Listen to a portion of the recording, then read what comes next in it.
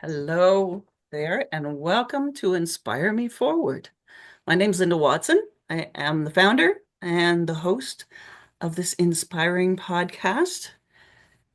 At Inspire Me Forward, it really is about joining and sitting in virtual circle and talking about life and love and everything that happens in between those and within those. And we understand that by sitting in circle, we we help people to realize that they're not alone. And by sharing stories and what we do share that there's always somewhere we can connect and that we're just not alone. So I'd like to welcome you to our episode number 33. And three and three, that must be a good omen. So off we will go. This is our second in our panel discussions on the life of death. This came through a conversation with one of our last panel discussion or panelists, and just the that little phrase, the life of death, came to us, and it grew from there. At the moment, we have Claire Misson from UK and Gabriela Ostendorfer from BC. Louise Gallegher, we hope you make it and hope everything is all right. We will hold that space for you. And if you do make it lovely, we will have you join in then. So, Claire, will you let us know who you are? Okay, so I'm Claire Misson. I'm based in the UK, about 40 miles west of London, and I've been working in equine facilitated learning and coaching for about 20 years. I originally trained with Igala as an equine specialist. I've then done train the trainer of leadership development, and I've also am a senior elite practitioner in the UK. I did have a herd of 6 horses, which over the years has uh, shrunk. I now only have two. I'm semi-retired. I do freelance work now rather than running my own sessions. And I also founded and run the Equine Assisted and Facilitated Practitioners Network group on Facebook. Lovely. Thank you. And thank you, Linda, for inviting me. I'm looking Oh, forward to it. it is we finally get to do something. We've known each other for quite a while, and we finally get to sort of do something together online. So this is awesome. And Gabriella from Yeah, BC. Well, Calgary, but now BC. yeah, actually, yes, thank you. Yeah, my name is Gabriella, and I recently moved to Vancouver Island in British Columbia, the province of British Columbia, in Canada. I lived for a great many years in Calgary, Alberta, which is by the Rocky Mountains, the next province over. And so I've been going through quite a bit of I want to say transformative, but transitional change being in the in between. Yeah, it's just caused me to question a lot of things. And it's a good opportunity to change the way I maybe perceive life and live my life.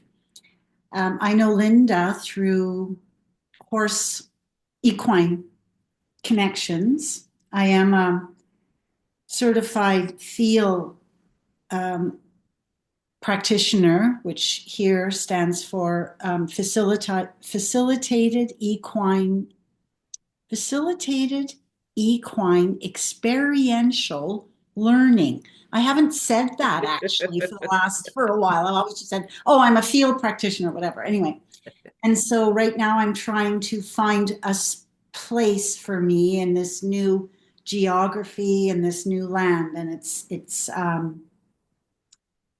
challenging. It takes time to settle, doesn't it? Sure does. Yeah. And what else can I say? I was an educator for all my life. I've been retired for a number of years.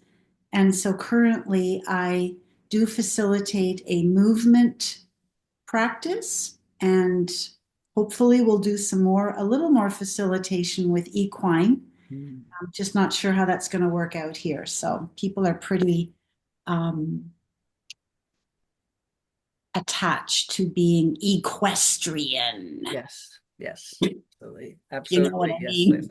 There's a whole other realm, Oh yeah. but that's a whole other episode, I think. So Oh, definitely. Yeah, yeah, yeah. awesome. Well, thank you both for being here.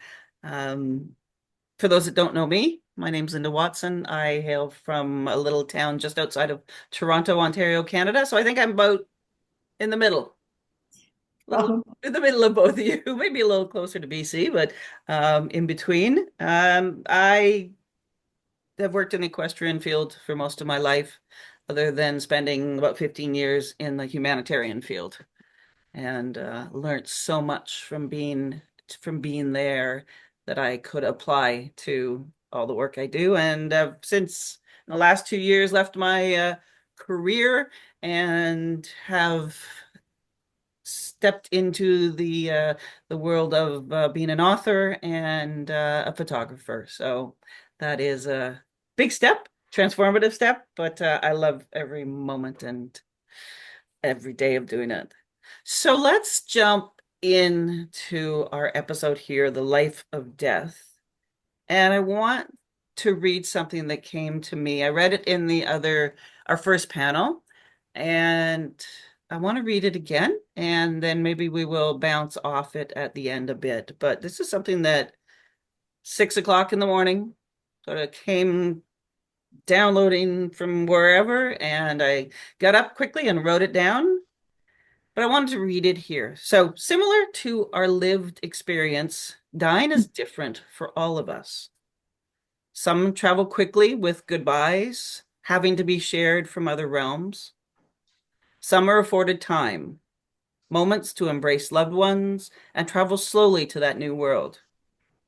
The idea of leaving this world holds as many different levels of emotions in it as humans that face it. The continuum from fear to love is vast and really well traveled. With all of that variance, there is one constant: the living.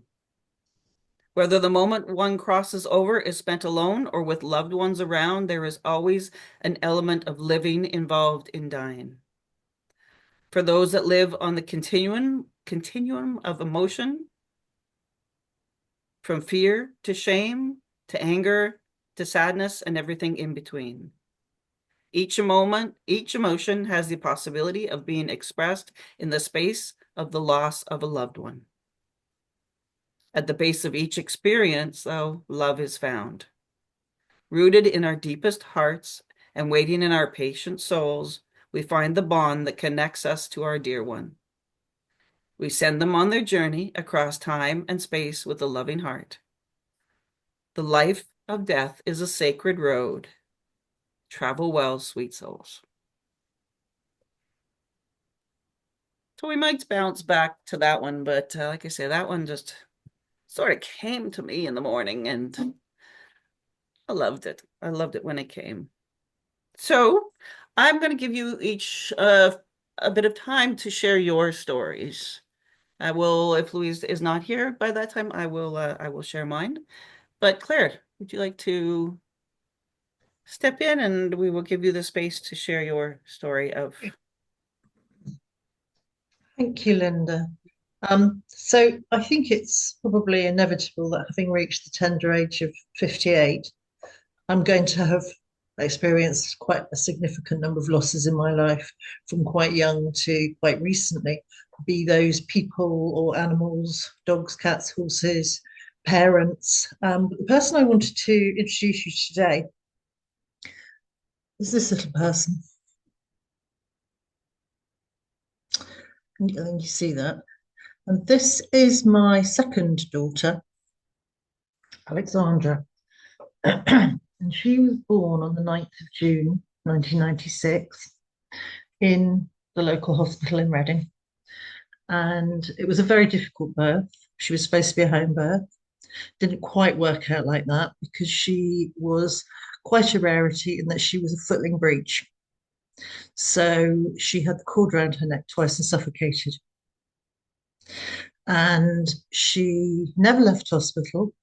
She was 23 days old when she died on the 2nd of July, 1996. And the most important thing for me was that she was always part of the family. And many, many people struggle to know what to say to a bereaved parent. And all I can say is that as a bereaved parent, the most important thing is to talk about that person. Because if I think about my father or my mother, I have many, many memories, lots of experiences, and parents who lose children still have those experiences. I don't have really very many of those. The only real experience I had was going into the hospital every day, spending time with her, and coming home. Now, my salvation at that time was the fact that I already had a daughter. I already had a child who was 18 months old, which meant I had to get up every day. I had to do the jobs. I had to go to toddler group. I had to talk to people. But the most important thing for me in terms of remembering Alexandra was to ensure there were photographs of her around the house, that she wasn't forgotten, and that when people ask me, how many children do you have? I say four, because that is the truth. After Alexandra died, I was desperate to prove to myself and to others that I could have another baby. And we were very blessed when our son arrived, so there could be no comparisons. And a couple of years later, my third daughter arrived. And those guys are now 25, 27, and my eldest daughter is 30. So Alexandra would sit right in there at the age of 28. I think the most important thing I would say about her death was how very peaceful it was. And people have asked me over the years about the trauma and the drama. And I've been able to satisfy myself, but I think also help them with understanding that I was holding her in my arms and she very slowly went to sleep. So there wasn't that terrible drama that people imagine with death if they haven't experienced it. Um, and subsequently, I unfortunately I wasn't there when my father died, but when my mother died, I was with her and I was holding her hand, and exactly the same thing happened. It was a very quiet, very peaceful transition.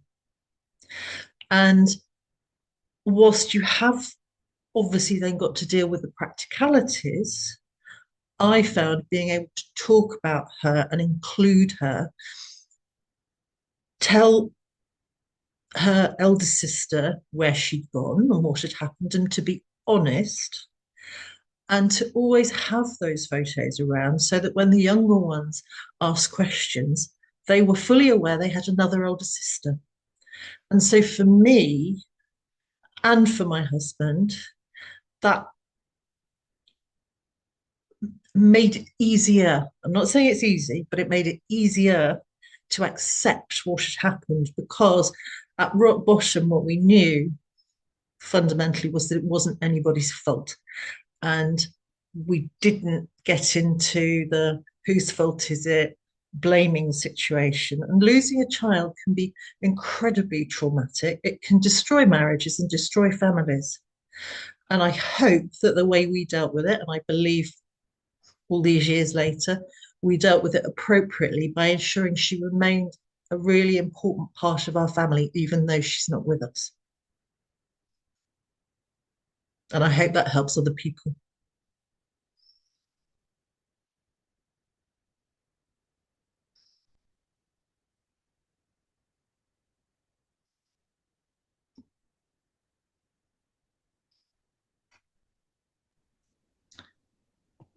And of course, there I was muted. So thank you for sharing. You're welcome.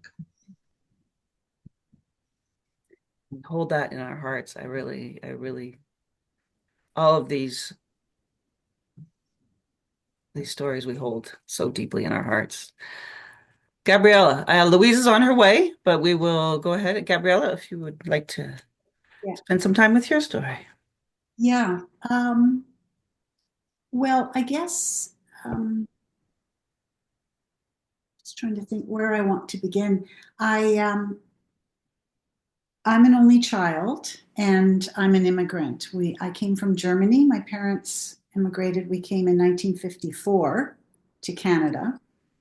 My parents were so I don't know, all the words, disappointed, disillusioned, disgusted, whatever, what had gone on with the Second World War, being German nationality, and wanted to get away. And so they did. And they came to Canada and brought me. I was a little baby at the time. And I'm just going back to say that because my father, his mother had died before the war when he was quite young. And then he was quite, I think he was brought up by his grandmother quite a bit because they lived on a large dairy operation. And in what was Germany, it's now Poland. And he had a brother and sister. But then the war started. He had to go to war and lost brother, sister, and father. Never saw them again. So he was an orphan of the war. And my mother was an only child, and she was from a place called Königsberg, which is now Russia, after the war became Russia. And so both of them lost their actual homeland. They couldn't actually go back. I think since the wall came down, my mother would have been permitted to go back, but she would, you have to get a visa and I think even maybe be with somebody. I'm not sure what's going on there. Anyway, so I'm just sort of saying that because my family unit is quite tiny. So I was very fortunate to have been with both my parents when they passed on. My father had not been doing well and was having some dementia issues and was in a care home. And my mom called me and said he's not doing well. And so luckily from Calgary to here on the island, I could get here quickly enough. And so we spent the entire weekend with him in his room in the care home, slept there and everything. And then he passed on Monday around noon. And so when I got there, like I got there on Saturday morning, he was still quite lucid enough that I was able to, feed him breakfast, and he was, he knew that I was there. And then my mother, so he was, I think he was about 89. And then my mother, she was doing very well and was living independently, and then contracted they called it a disease or a disorder, but it really was a type of cancer, not leukemia. I forget, it's some wild name, long name. So what it meant was she had to get blood tests, and then from that have transfusions, and then a couple of weeks would go by because her red blood cells were no longer living long enough and she wasn't making enough of them. So she had whatever. So she lived like that for a while, but she and I had always discussed assisted dying because she was upfront with it. It's legal here in Canada. And she was upfront with her doctor about it too, and said, if there comes a time, I want to know that you, as my doctor, support my decision, which I think is an important thing to do, whatever your decisions are. And anyway, so yeah, so what can I say? She and I went to a Barney Bentall concert on a Sunday afternoon, and Tuesday, I came back from a big walk. I was visiting because it was her birthday week, and she was in bed. And I said, "What's going on?" She goes, "Oh, I was so tired, and I had my coffee. I just wanted to lie down." But she was in bed with her nightgown on. And I'm just telling you this because she was making her journey already. She had already gotten on the train. And yeah, and then she passed away 2 days later with assisted death. So I was fully aware that that she would possibly choose that. And so with both my mother and my father, I was holding their hands. And I want to say that my mother's death was peaceful as my father's was, but she had an assistance from the doctor. There was a doctor with us.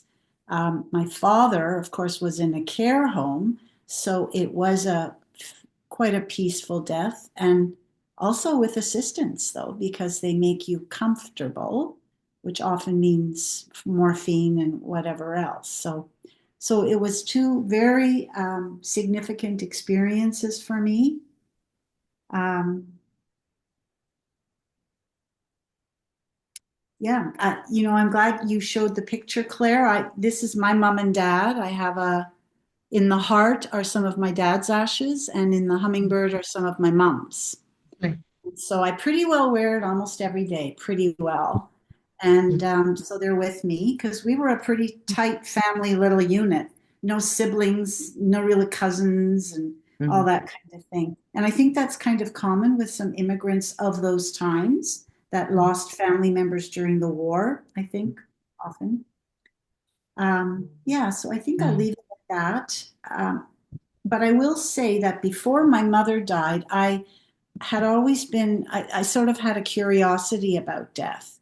So I had been following, some of you may have heard of him, Stephen Jenkinson, and he's written some books, and there was a movie about him, and I saw him speak a number of times. And so I'm still very openly curious about, because his philosophy is the way you're living is how you're going to end up dying. And so, yeah.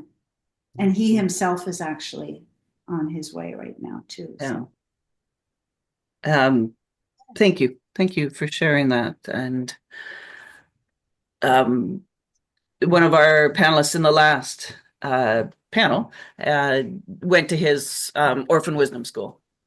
oh yeah, lucky, yeah. So she had has much of his wisdom. So and I've been to his Nights of Grief and Mystery, which was, Yeah. oh wow. Yeah. Yeah. So And I'll just add one little thing because I would read about the Orphan Wisdom School and I keep thinking, oh yeah, maybe I'll do that next time they do it, because he was doing it all the time. And, it's not being done. So there's a little message in that too. yeah, absolutely. Absolutely. So I got a note from Louise, and unfortunately, technology has has gotten the best of her and her computer, so she won't be joining us Oh, today, sadly. Um, so I will share my story very briefly, so we can move on to our conversation. Uh, and like you said, Claire, that at a certain stage in life, we have all been through human, animal. Plant, things that are very special to us that have gone and taken a path beyond. Um, so both my mother and father have passed. But the one that really I'd like to share is my father's passing. And that was in 2018. He was 94. Um, What struck me with it, he had been in and out of wellness, and I've been in England, and got back in my car when I got home, and three very disturbing messages from the hospital, and that he was in there, and so he had spent just through miscommunication, the family member that was here had not been notified, and they had notified me. I wasn't in the country. So we got to the hospital. He had been a few days without family, which probably in everything that was the most heartbreaking to have a family member um, in the hospital suffering and not being able to be with them because you just don't know. You haven't been told. So anyway, we got to him. Family rallied around. I have two sisters. Um, Grandchildren rallied around. We knew very quickly that he was not going to get better. What we were blessed with, though, was 2 weeks and a retirement facility where he had been living for a number of years, who considered him family and he had just moved into a high care unit. And when I got on the phone, they said, of course, he needs to come home. So they allowed him home with care and with agreements, but they allowed him to come and pass at home. and spend his days. He was then able to have his final haircut because he was going to see his wife of over 50 years. He was finally going to get to go see her because they passed exactly 10 years apart. So, he was going to get to go see her. We got to spend time in the garden. We got, it was just, it, it was beautiful. Um, I, there are parts I can get through. There's parts I still can't. Um, he passed early one morning when we weren't there. And I sort of nudged myself. I should have been there, but maybe he wanted to go on his own. We just don't know. So there's no point in me doing that. Um, he was an artist in his final days or his final years. After he retired, he turned into this beautiful artist. And he had so many pieces. So what we did to honor him was we laid after he passed, all his pieces out on his bed in his room and let all his family there, his extended family, come and take pieces. And they all had a little piece of him. So yeah, it was peaceful. Like Claire said, it was just peaceful, and he stopped eating, and this is one thing that Stephen Jenkinson talked about in his Nights of Grief and Mystery is that Gabrielle, said your mom had her house coat on or her nightgown on. It was this of knowing, and he had stopped eating, and Stephen Jenkinson talks about that. Is stopping eating is the body preparing. Horses will often stop eating. Dogs will stop eating. It's the body preparing. So, all they wanted to do was get food into him, but it was like, but that's not what his body wants to do. That's not what his soul wants to do. So it was honoring who he was in that very moment. So with that, I will leave that there. But that's a story um, that holds still dear to my heart and close to my heart. So let's move into a discussion. Let's get into that. I have some prompts here. So we talked about, and as you've heard here, death comes in shapes and forms and time widths and age. It just comes. There's no two that are the same. We can be there for some. There's some that we cannot be there for. Um, but in that time, if we are afforded that time, be it short or long, I guess my question is, what can we, the living, do? How do we look after ourselves in that time? How do we look after our family or other loved ones during that time that are sitting with us in that sacred time? How do we make it sacred for everybody? So, Claire, I will let you just step in on that one. Yeah, I think going back to what you were saying about um, being at home, my father died in hospital, but my mother died at home. Alexandra was in hospital, and interestingly, that's exactly where I needed her to be because I knew that she was going to die, and I did not want her dying at home in a bedroom that would forever hold that connotation, if you like, of her death, particularly knowing that it was probably going to become somebody else's bedroom. Mm. And so for me, keeping her in the hospital in that situation and in those circumstances was the right decision. And um, my we managed to get hold of my mother and my brother, and they arrived. Managed to get hold of Mike, and he got there. Obviously, Georgia was with us, and so again, we have a very small family. I only have one brother. He's not married, has no children. My husband is an only child, so there aren't that many of us. Um, but we were all there, and her passing was acknowledged is the wrong word, but she was held really safely and in love as she transitioned. And I think whether people are in hospital and for, in certain circumstances, they can't be brought home. My mother absolutely categorically refused to go to hospital and wanted to be in her own home. So you have to listen to what those people want and how they want that to happen. Bearing in mind, you can't always make it work. But I think being with them in that final moment, and you almost it's almost a celebration of the life that they've had in acknowledgement of the fact that they are leaving. Mm. And I think if you can approach it in that slightly more happy, celebratory, positive light, after it's happened, it's going to be less traumatic. Mm. And being with them and being able to, I don't know how much my mother could really hear of me talking to her. Didn't matter. It mattered to me Mhm.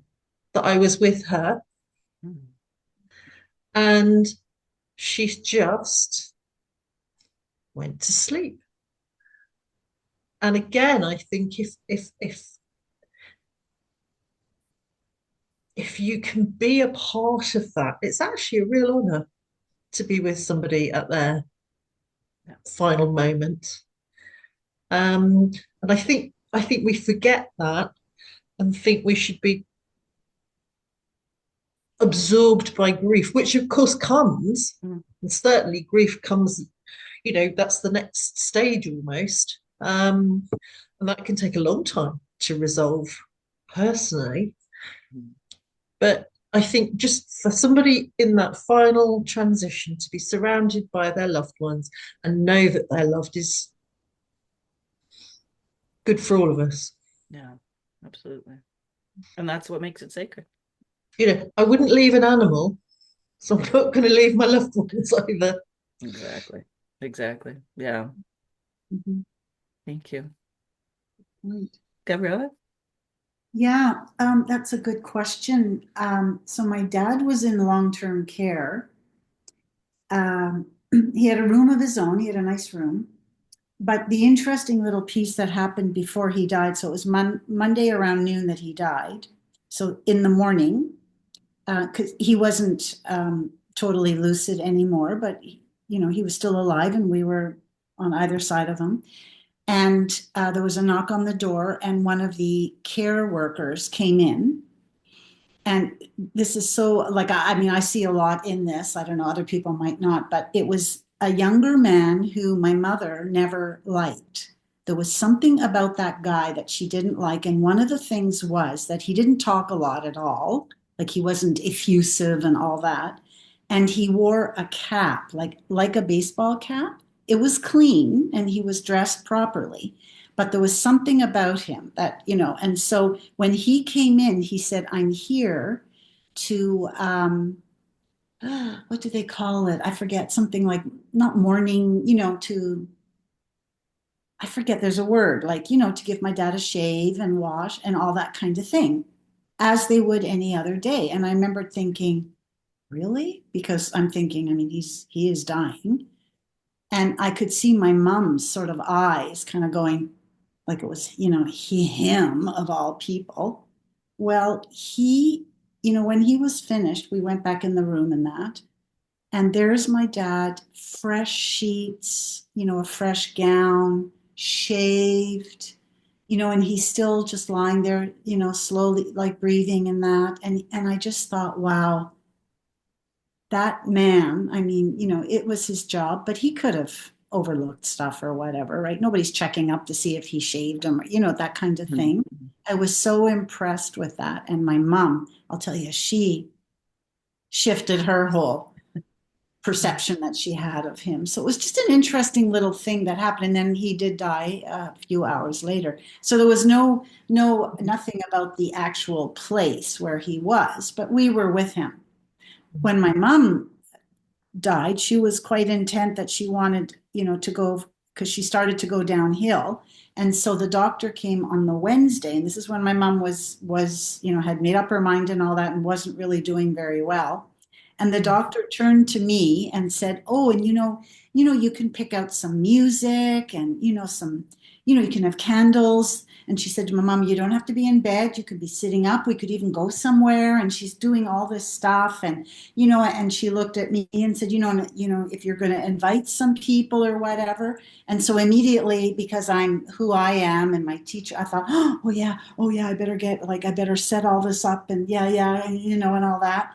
And then I thought after the doctor left, I thought, wait a minute, like, who's my mom? My mom isn't into all that stuff. That's me. Mm-hmm. And how is that going to change anything? And so I didn't really. And I think that was it was a lesson for me. Not everyone may do the same thing, but I jumped onto that. I don't know, what did I think it was, making it better for her? But the fact of the matter was, she was so intent. Like, honestly, she said to the doctor, "When can you come?" Mm-hmm. And the doctor You're ready said, to go. like, my mom had decided, she was on the train, whatever. Yeah. There was no, and that's my mom's personality. Yeah. And so I thought, she doesn't care if I've got this or that or whatever. Anyway, so that was an interesting, so the sacredness, I mean, she was in her own bed, she was in her own, Oh. apartment. Um, but I really don't think that she would have noticed in a way. Mm. So it was, so, is it all about me or about her? Yeah. Because, as I said, she was on that high speed train or whatever. And I mean, I'm giggling about it now. At the time, I kept, I was all worried about, whatever. Yeah. Yeah. Just add one thing. I just want to add one thing Of about, course. so when my dad died, they came in and verified the time that he had died. And then my mom and I just stayed in his room for quite a while. They brought us coffee. I don't even know if they brought us lunch, whatever. And they just let us be with him for a number of hours. And I very much appreciated that they weren't, interfering in that. And then finally, I don't know if one of them came in and said, when do you want us to make the call to, and I think my mom said, "Oh yeah, sure, in the next little bit." Okay, fine. So they were on their way to come and pick him up. Fine. So we're there and kind of standing there. And then, so it was kind of, I felt just this energy that my mom and I should be going. Mm-hmm.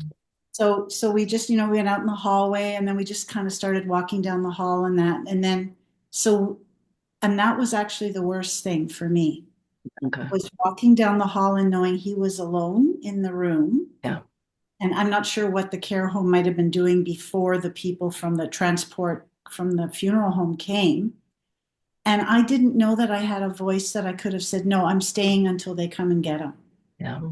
Like, I didn't realize it in the moment. Yeah. And so when I think back about it, I do think about walking down that hall. My parents' house was only 5 minutes away. So, we left before they actually came and took him, to the funeral home. When Mm. my mom died, I sat, the doctor stayed with me for a while and that, and then she's, whatever. And so then, and I, of course, had to tell the care home that she had died. That, I mean, they knew that. This is another thing I learned. And I know some people are, they're against assisted death, but I learned that no one can say no, even in a care home or hospital, except sometimes if it's a Catholic institution. I think they might have a right to. But anyway, so I said she has died. However, I'm not quite sure when they're going to come and get her yet, because I thought, I ain't rushing this thing this time. Yeah. So I stayed, I made tea, talked to her for a Mm. while in the bedroom, and yeah, and just, yeah, and it must have been, I don't think they came and got her till close till 7 or so. Wow. I think Yeah. she passed around 2:30 or so, whatever.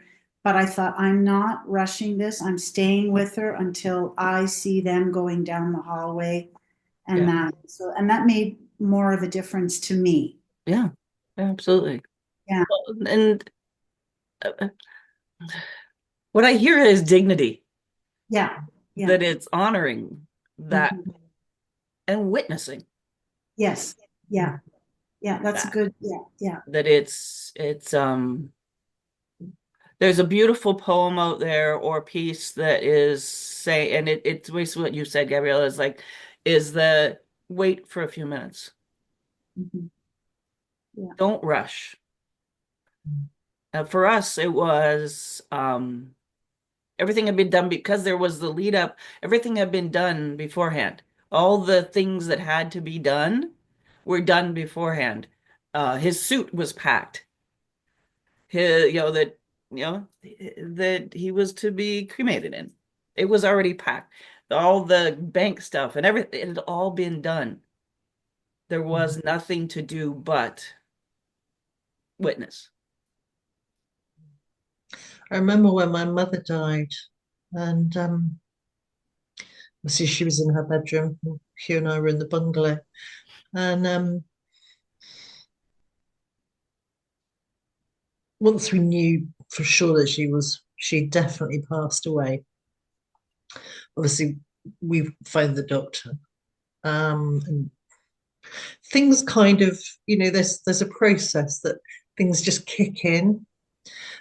But I remember my brother saying, coming in, and she was just lying very peacefully in bed, and he said, "Do you think it would be weird if I took a photograph of her?" Mm. And I think he was worried I was going to go, "Oh my God, no, don't do that." And I said to him, "If that's what you want to do it now, because if you don't do it, you won't have it Mhm. and you will regret it." Yeah.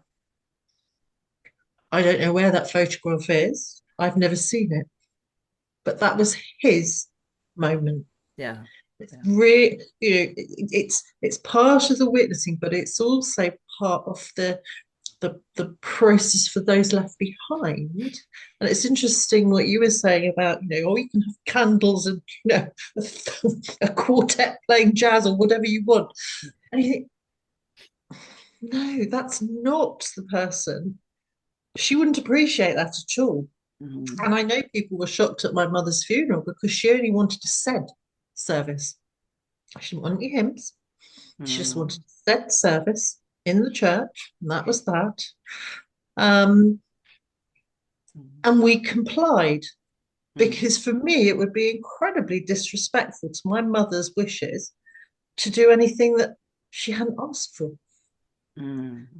And I think we can get ourselves, we get start telling ourselves these little stories, don't we? About, oh, well, I should do this, and I should do this, and I should do that. No, you shouldn't. You shouldn't be pushing Mhm. that pressure on yourself. For some people, it would be perfect. For others, it would be completely the wrong thing. And I think that in all of this, the appreciation of that person's wishes has to be paramount. Mhm. That's so important. I'm so glad this has come up. It's just it's so vital. And as you're both speaking, I go back to my um those things we did with my father before, and I remember my son, my children were doing things he would have wanted to do with them. My son would go pick a book off the shelf and sit beside his bed, and he was lucid enough to sort of point at things, and they would look through the books, which is something they would have done. My daughter would get a washcloth and wash his face, and that you could see the joy in his face. And those were the dignity, and those were the things he wanted to do. So let's move to our next prompt that I got here, and it's about presence. And again, if we look to the animal world where we've all are involved in, animals are their presence up to the time of death, they're present for the death experience. That is where they live in the moment. And I think in talking here, we tend to spend a lot of time elsewhere and a lot of time outside of the outside of the dying experience of what should we do? What should we do? We're doing this for somebody, somebody suggested doing this, and we spend time outside of that dying experience. So I've, I've heard it called learned endings. That's a phrase I've heard is like, what can we learn from endings? So my question is, what have you learned from endings? Be it the one you've shared here or other ones, but what are some of the things that have changed you? Or what has that change been?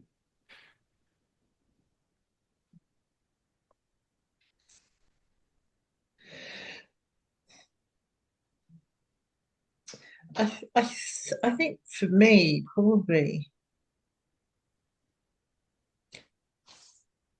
the initial emotions were um, huge upset, a lot of anger actually at what had happened. Mhm. Um, and not anger so much, certainly no anger directed at the nurses who were brilliant, but some anger towards some of the specialists who informed me, I could take her home whenever I wanted. Mhm. And what he was actually saying is, I quite like that cot for another baby. Mhm. Mhm. And unfortunately, he came up against me, and I put my foot down. I said, no, she stays here where she's being cared for properly, because there was also fear, which was if I had to suction her because she was so badly brain damaged, she didn't even have the basic rooting instinct, which is why she had the tube in to be fed. And it was that fear that I might get it wrong Mhm. and they would blame me for her death. Mhm. Like they do, when you hear about these cot death babies, Yeah. first people who they go to in terms of what have you done is the parent or the caregiver. Yeah. And I, rightly or wrongly, was not prepared to put myself and my husband in that position, having her in this house Yeah. and worrying that I wasn't going to do it properly and I was going to end up killing her instead of Mm. nature taking its natural course, which, as we alluded to, when they stop eating, basically she stopped absorbing the milk. Yeah. So, a lot of negative emotions Yeah. and anger. I had to wait half an hour for them to tell me whether I'd had a boy or a girl. Mhm. So the care around things like that is absolutely critical. Yeah. That the people who are dealing with the people in the moment do it appropriately. And 99.9% of them do. Particularly the special care nurses and people like that are brilliant. I think, as we can all agree. But there are moments when that flame of fury is there Mhm. because it's not been dealt with appropriately. So I think you have to be able to understand the impact those negative emotions Yeah. are going to have on you. And my fear of giving birth meant that my two subsequent children were both cesarean sections because I wasn't going through that again. Mhm. So there's a lot of complex emotion Yeah. that, and it bubbles up when you least expect it. You're doing something, whatever it is you're doing, quite in the moment, and then suddenly something comes up. Yeah. Yeah. And I think that can be shocking and scary for an awful lot of people Absolutely. if Absolutely. they're not supported properly. Yeah. Thank you for sharing that. Thank you for bringing that up. Gabriella?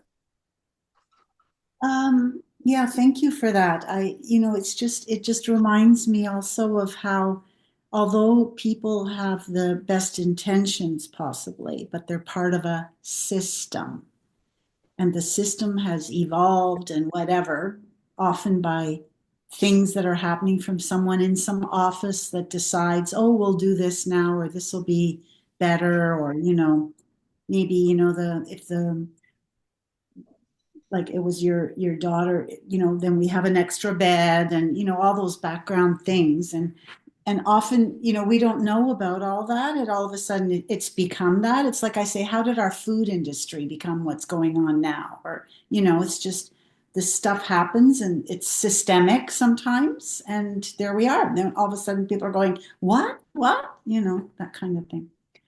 So endings, I would have to say, well, I think since both my parents have died now, the respect and compassion and admiration for them have really become first and foremost now. They've really deepened. Like just the courage. My father hardly knew English. He had to come before my mom and I came. And, he was scared shitless to come to Canada with his little bag and, and on the boat, and, you had to live in a boarding house, you had to get a job. You couldn't just go all over in Canada. Oh no, here, there's the job, you go to Ottawa. It was like that. And so I just thought, oh my God. And I found all these letters that he wrote to my mom. I want to come home. I hate it here. And then my mom and I came a few months later. But just yeah, and also for my mom even to make some of those decisions around her own quote well-being, and just I mean, they were amazing people. And I say this because I did a little trip last year. I took my mom's ashes to the Baltic Sea because that was her wish, because she was from there. And I thought, I never knew them before they were parents. What were they like, So, yeah, but so endings is, it's an end of an era, obviously, and but they're never far. I probably think about them every day, probably, just in one way or another. Like you say, Claire, all of a sudden something, or I'll think, oh yeah, that was, whatever. And then just how I live my life, how probably I've picked up so much from them, not knowing or not really realizing, but that's probably the way they did things or what they believed in or whatever. So it's a real ancestral thing, I think, for me. And, so yeah. Thank you. I find it interesting you say that in a project that I'm working on sort of our passage of time. One of the things that came up in some community conversations we have had is exactly that about generations and time. And I think it suits here. So I'll share it quickly, is that 200 years ago, birth and death were in the home. You it was part of life, and you saw it. It was as natural as breathing. But then we look to 100 years ago, and I say these in general, large terms, but we look to world wars. We look to, not that there hadn't been wars before or wars since, but we look to those. We look to colonization. We look to so many things that were so traumatic that they weren't spoken of. And I have talked to so many people who have parents, and I think we speak of it now because we are of the generation who had those parents that didn't share. And it was too much to share, or they're sharing towards the end of their lives. And now we're moving in, we've got a generation that their stories are in short bits, that sitting down and listening to those stories, is when somebody is willing to and wanting to share, is very hard, yet very beautiful. I sat with a 96-year-old a couple weeks ago, and I could have sat for hours and just to hear the stories. And she's like, every life is a chapter, or every piece of your life is a chapter. You don't know what the next chapter is going to hold, but every piece of your life is a chapter. And I was like, oh, the wisdom in that in 96 years was incredible. So it just, I think there's an era there that it's just didn't share, as you said, Gabrielle, they didn't share what happened. And my father rarely spoke of the war. And my grandfather, who when he was alive, he was a fighter ace in World War One, and he rarely spoke of it. We found a lot because we had his log from when he was flying, and we learned a lot out of that about trauma and things like that, because the writing changes from when they're running tests to when they were actually fighting. So we learned from that. But so again, it's how do we capture those stories? How do we keep those stories? And how do we preserve them? And how do we learn from them? Just as, we've spoken of here. So I want to finish with, I'm cognizant of our time. But I want to finish here a bit about, we talked about grief a little bit, and we've talked about it a lot actually weaved in throughout this whole thing. But I wanted to, Pat Hutchison was on our first panel, and this was the piece that really struck for me that she said is grief has to do with loving that person or non-human. Our job is not to protect the grief before, our job is not to project, sorry, the grief before that person has transitioned. That's a powerful statement. Thank you, Pat, for that statement. But that's so it goes back to holding that space. And the tears are okay. When we're afforded that time, the tears are okay. It shows that you loved someone. So I don't know if there's anything in your heart that wishes to be spoken about that. Grief is not a linear process. Mm.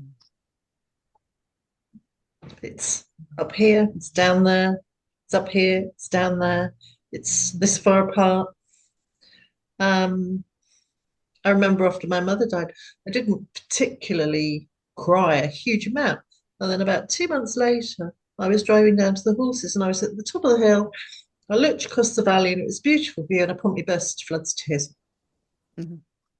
And it caught up with me. And actually, when it catches up with you, that's what you need to embrace, because that is the love for that person coming out. Mhm. Yeah, I would agree with you. I love the way you put that, and how it can be unexpected, um,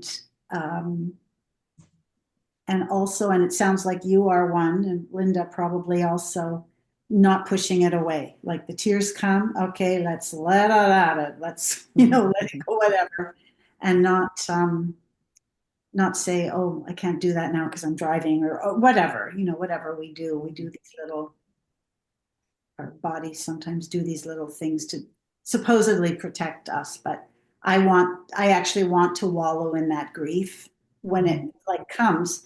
I don't want to stay in it forever. And definitely, I'm sure both of you have how it shifts, right? There's the harshness at first, and the harshness is almost not even grief. It's just something else. And so slowly as time goes by, 2 weeks ago, it was the third anniversary of my mom's death. And, so I still, I still hold all that, but it's a whole different sensation for me in my body, kind of. It's, yeah.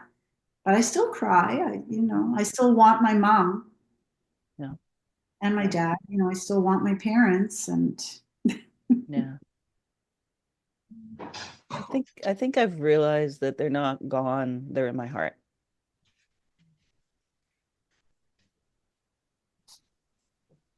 But those tears come. and But we know, not. since Sorry? we've all had experience with equine, we know Yeah. about some of that stuff when we're in the presence of horses too. How magically all that stuff falls away and there's the raw you. Yes. Yeah. When Yeah. I lost one of my youngsters a few years ago, I couldn't actually say her name for a year without bursting into tears. Mm. And it gets easier and it shifts, but it was very raw Yeah. Yeah. and for all sorts of reasons very unfair, but you know, it happened. Um, we recently lost a horse only about a month ago, and there's a gap there. You know, she's not there, but she won't be forgotten. But Yeah. it's another loss, and how you have to sort of almost rationalize loss, which is it's inevitable, and how you deal with that has to remain respectful to the being that has gone. Yes. Absolutely. Yeah. Yeah. I wanted to share something that I heard yesterday. And and I think we'll maybe slowly fade out on this one. Is It was on the seven wonders of the ancient world, and the woman was talking about the Egyptians. And lifespans then were like 19 to 30. So we are blessed to be afforded the memories of a 60 to 80-year-old or 80 to 90-year life when I heard that. But in their beliefs, they spent their life preparing for death because they believed that death was another life. And whatever our beliefs are, I found out very interesting is that in a blessed way, that's what they spent their life doing. I had a lovely story years ago. That there was a little old lady in Hampton, which is where I grew up in West London, and she asked to be buried in her wedding dress because she was going to meet her husband on the other side. And I thought, oh, wow, to have faith like that, that's something special. Absolutely. Huh. Yeah, we sent along one of my dad's suits because he knew he was going to go see mom. Yeah. I will leave this to any final words. I feel we are complete. So, Gabriela, would you like to offer us any final words? Um, yeah, I just I still appreciate being able to tell that story. You know, sometimes when you're out and people attention spans are short nowadays and people don't want all the details, but I'm glad I still remember, for example, the fellow that took care of my dad in the morning. I think it was called morning care or whatever, freshening them up and whatever.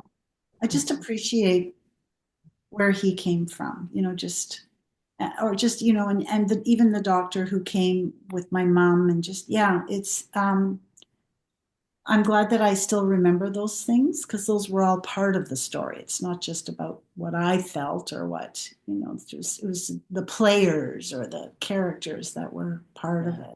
Part of the I story. appreciate that. Thank you for giving us the opportunity because obviously for all of us the story is still alive. Thank you for sharing it. And I think we have to remember that the stories are individual and personal. So my story won't be somebody else's story. Your story might have similarities, but it's ours, it's our memories, it's our treasure.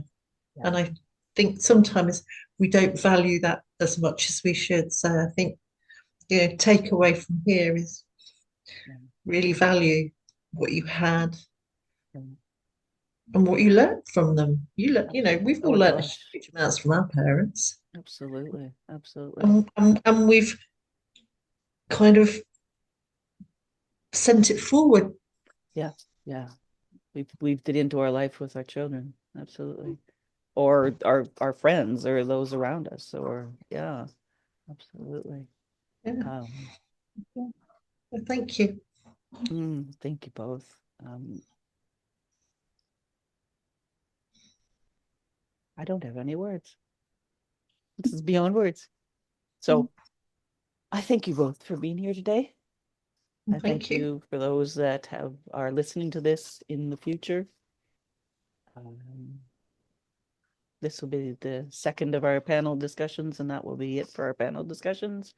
For now, we will have one more episode in December, and then January we'll move on to a new season. So thank you for sitting around the virtual table and virtual circle today. Thank you for those again that are listening. Thank you. And just yeah, just hold space for those that are going and those that are gone. Thank you all. Thanks.